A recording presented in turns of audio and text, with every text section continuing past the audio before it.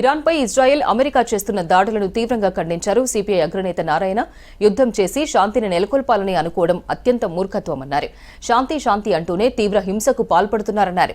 ఈ యుద్ధంలో ఎందరో సామాన్య ప్రజలు ప్రాణాలు కోల్పోతున్నారన్నారు నారాయణ. ఇక ఈ యుద్ధానికి ముగింపు పలకాలన్నారు నారాయణ.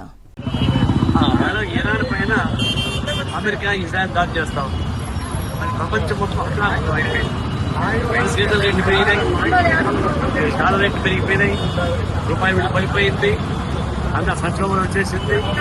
చివరికి మన భారతదేశం లక్షలాది మంది కార్మిక శ్రామికులు అంటే గల్ఫ్ కంట్రీస్ లో, అరబ్ కంట్రీస్ లో ఉన్నటువంటి వాళ్ళందరూ కూడా ఇబ్బంది పడతారు, బయట రాలేకపోతున్నారు. దాదాపు 444 ఎయిర్పోర్ట్ విమానాలు రద్దయిపోయినాయి.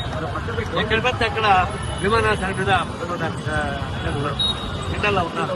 దేనికోసం ఇది ఖొమేనీ చంపేశారు.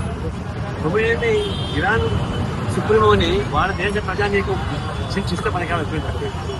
వాళ్ళ దేశ ప్రజానీకం వాళ్ళు శిక్షించారు, కానీ ట్రంప్ కనిపించేశారు. అట్లాగే వాళ్ళ దేశ ప్రజానికి ఎదుర్కొనే అధ్యక్షుడిని వాళ్ళ బాధ్యతని తీసుకెళ్ళి సద్దాం హుస్సేన్ వాళ్ళ దేశ ప్రజానికి తప్పలే, అమెరికా వాళ్ళు పోయి చంపారు. దేనికి చంపుతారు తెలియదు. ఆయా దేశాల్లో గవర్నమెంట్ ఉంటాయి, బాగోలు వాళ్ళు చూసుకుంటారు. ప్రజా వ్యతిరేక విధానంగా ఆ దేశ ప్రజానికి వాళ్ళు తోసేస్తారు. బంగ్లాదేశ్ తోసేయలేదా, అధికారం ఉన్న వాళ్ళని సిలోను తోసేయలేదా, నేపాల్ తోసేయలేదా, ఆ దేశ ప్రజలు కట్టుకుంటారు. కానీ ట్రంప్ ఎవరు, ఇజ్రాయెల్ ఎవరు, ఆయా దేశాలను తొలగించడానికి ఇది కేవలం ఉద్యోగం అనేది దేశానికి వ్యతిరేకంగా మన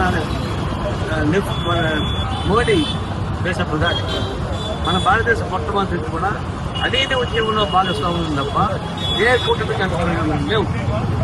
అలాంటి నాడు ఇజ్రాయెల్కి పోయి మాట్లాడారు 3 రోజుల క్రితం.